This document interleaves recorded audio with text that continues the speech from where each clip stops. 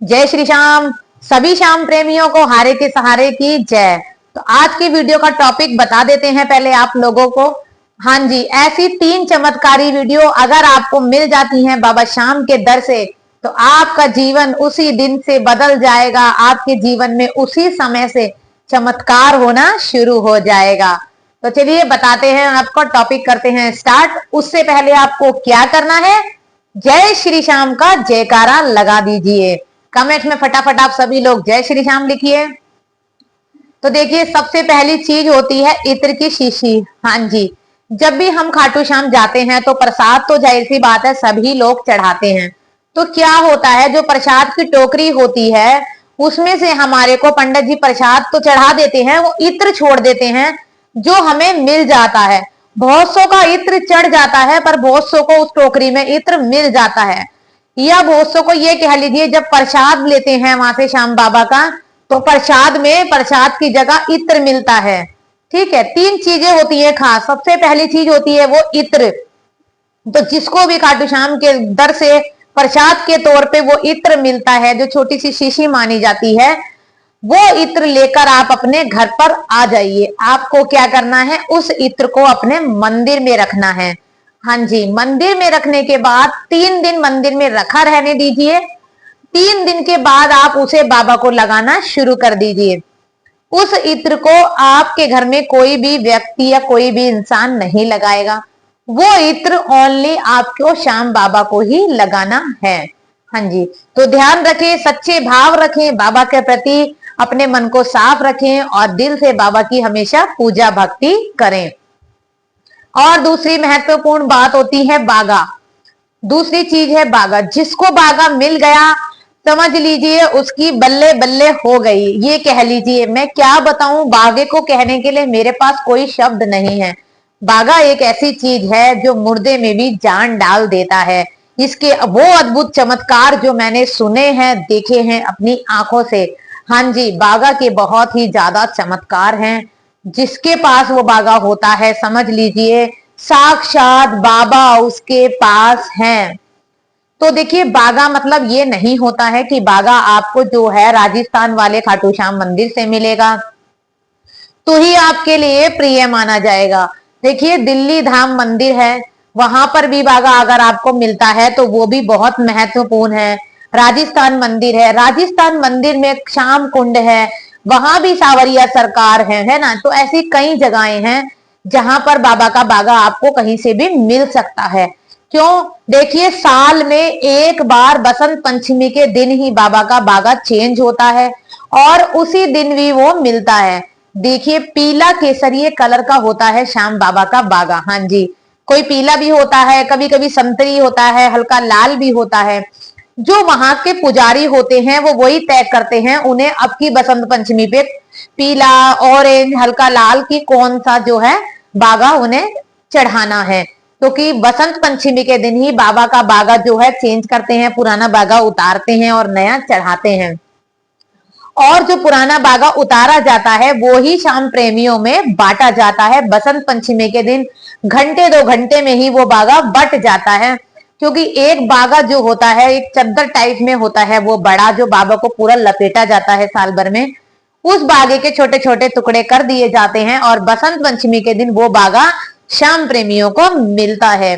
तो जिस भी श्याम प्रेमी को वो बागा मिल जाए किसी भी मंदिर से, वो उसे संभाल कर रखें। क्योंकि वो बागा जो है ना पूरे साल हमारे श्याम बाबा से लगा रहता है और पूरे साल में वो चेंज होता है।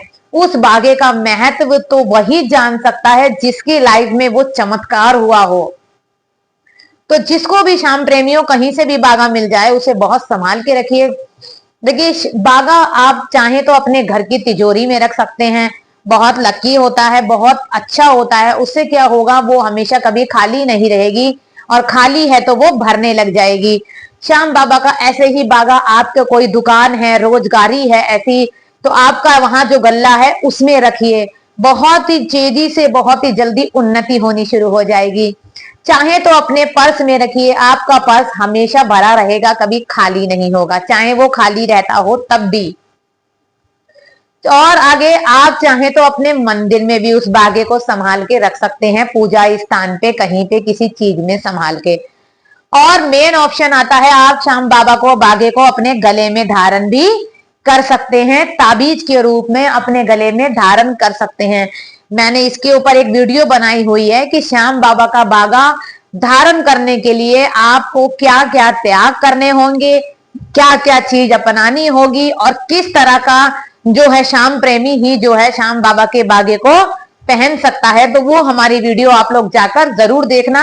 अगर बागा जो भी गले में पहनना चाहते हैं श्याम प्रेमी, उसके बाद ही पहनना, पहले उस वीडियो को समझना तभी पहनना, क्योंकि ये बागा हर किसी की किस्मत में नहीं होता।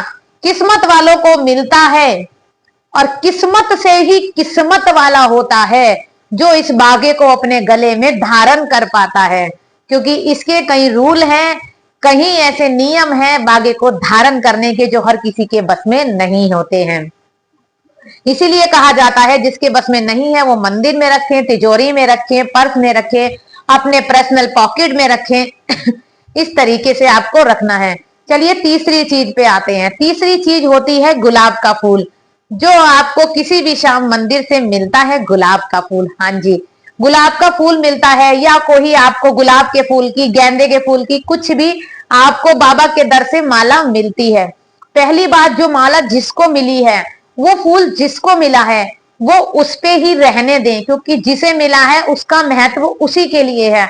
आप सोचे कि वो आपका ही अपना बंदा है तो आप उससे ले लें उस माला को, तो वो आपको असर नहीं होगा, क्योंकि वो आपके लिए नहीं है। दूसरे इंसान से ना ले ना छीने, क्योंकि जिसके मिली है वो उसी के लिए ही है। ठीक है। और दूसरी बात, बहुत लोगों को माला मिलती है जो गले में धारण करते हैं।